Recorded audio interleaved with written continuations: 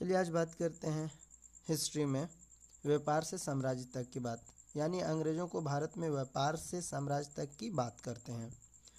और इस वीडियो में हम आपको बताएंगे कि हमारे देश में भारत में अंग्रेज किस तरह से आया और किस तरह का अपना शासन स्थापित किया।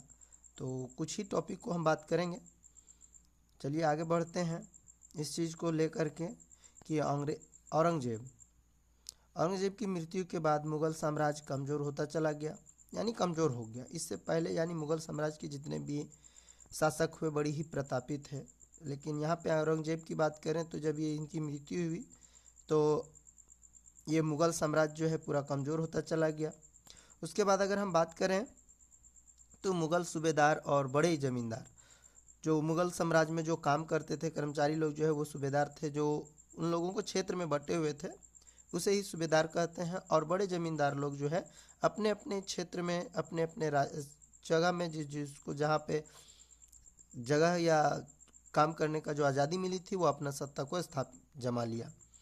उसके बाद हम अगर बात करें तो पुर्तगालियों और डचों के बाद अंग्रेज व्यापारी और कंपनी के रूप में भारत में आए। तो अंग्रेज पुर्तगाली है, डच है, ये सबसे पहले अगर बात करें तो पुर्तगाली आया, उसके बाद डच आया भारत में, उसके बाद अंग्रेज, और अंग्रेज भी आया तो व्यापारी के रूप में आया। हमारे देश में जो भी अंग्रेज आया वो व्यापारी के रूप में, बिजनेस करने के रूप में। और इसके बाद जो है हम बात करें तो अंग्रेज के पहले बाहरी व्यापारी, अंग्रेज को पहले बाहरी व्यापारियों से जैसे पुर्तगाली है, डचों है, से उसे एकाधिकार भारत में जमाने के लिए उन सभी से लड़ना पड़ा। फिर सबसे अंग्रेज जीत लिया, चाहे जिस अपना हथकंडा अपनाया हो। इंग्लैंड की महारानी एलिजाबेथ प्रथम के समय इंग्लैंड के कुछ व्यापारी ने मिलकर एक कंपनी की स्थापना की। उसके बाद उन्होंने जिसका नाम रखा है ईस्ट इंडिया कंपनी रखा।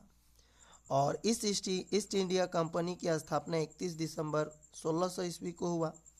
और इस कंपनी को कुछ अधिकार प्राप्त था जो निम्नलिखित है, यानी इस कंपनी को एलिजाबेथ के द्वारा कुछ अधिकार प्राप्त थे। जैसे देखिए पहले हमने नोट कर दिया कि कंपनी को पूरब के व्यापार का चार्टर सौंपा गया, यानी एकाधिकार। चार्टर का मतलब होता है एकाधिकार को सौंपा गया, यानी यही कंपनी ही कर सकती है।